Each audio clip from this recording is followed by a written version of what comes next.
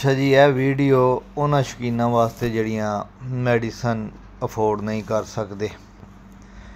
ਕਬੂਤਰਾਂ ਦੇ ਬੱਚਿਆਂ ਨੂੰ ਜ਼ਹਿਰਬਾਨ ਨਿਕਲ ਆਉਂਦਾ ਹੈ ਦਾਣੇ, ਠੀਕ ਹੈ। ਅਤੇ ਬੜਾ ਹੀ ਉਹਨਾਂ ਵਾਸਤੇ ਜਿਹੜਾ ਨਾ ਬਿਹਤਰੀਨ ਮੈਂ ਨੁਸਖਾ ਲੈ ਕੇ ਆਇਆ ਵਾਂ। ਨੁਸਖਾ ਇਹ ਹੈ ਜੀ, ਮਿੱਠਾ ਤੇਲ ਲੈਣਾ ਥੋੜ੍ਹਾ ਜਿਹਾ, ਇੱਕ ਚੁਟਕੀ ਵਿੱਚ ਪਿੰਕੀ ਪਾ ਲੈਣੀ ਹੈ, ਇੱਕ ਚੁਟਕੀ ਹਲਦੀ, ਥੋੜ੍ਹਾ ਜਿਹਾ ਪਿਆਜ਼ ਦਾ ਪਾਣੀ ਪਾ ਕੇ ਅਤੇ ਇੱਕ ਚਨੇ ਬਰਾਬਰ ਥੋੜ੍ਹਾ ਜਿਹਾ ਵਿੱਚ ਪਾ ਲੈਣਾ ਚੂਨਾ। ਇਹਨੂੰ ਚੰਗੀ ਤਰ੍ਹਾਂ ਮਿਕਸ ਕਰਕੇ ਨਾ ਚੰਗਾ ਫੈਂਟਣਾ ਕਿ ਪੇਸਟ ਬਣ ਜਾਏ। ਪੇਸਟ ਬਣ ਗਈ ਹੈ, ਇਹਨੂੰ ਡੱਬੀ 'ਚ ਪਾ ਲਵੋ, ਇਹ ਖ਼ਰਾਬ ਹੀ ਨਹੀਂ ਹੁੰਦੀ।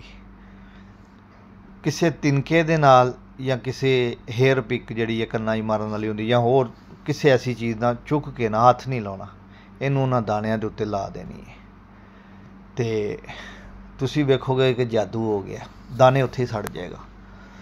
ਸੜ ਕੇ ਅਤੇ ਨਾ ਉਹਦੀ ਗਰੋਥ ਵਧੇਗੀ, ਦਾਣੇ ਦੀ ਖ਼ਤਮ ਹੋ ਜਾਏਗਾ, ਅਗਲੇ ਦਿਨ ਹੀ ਲਾਲ ਹੋ ਜਾਏਗਾ। 1-2 ਦਫਾ ਲਾਓ, ਬਿਲਕੁਲ ਦਾਣਾ ਖ਼ਤਮ ਹੋਏਗਾ। ਔਰ ਇਹ ਜਿੰਨਾ ਛੋਟੇ ਦਾਣੇ 'ਤੇ ਲਾਓਗੇ ਨਾ, ਉਨਾ ਜ਼ਿਆਦਾ ਫਾਇਦਾ। ਜੇ ਜ਼ਿਆਦਾ ਵੱਡੇ ਦਾਣੇ ਹੋ ਜਾਣ, ਪੱਕ ਜਾਣ, ਉਹਦੇ ਨਾਲ ਫਿਰ ਕਬੂਤਰ ਨੂੰ ਤਕਲੀਫ ਜ਼ਿਆਦਾ ਹੁੰਦੀ ਹੈ, ਉਹ ਸੜਨ ਲੱਗਿਆਂ ਵੀ ਟਾਈਮ ਲੱਗਦਾ।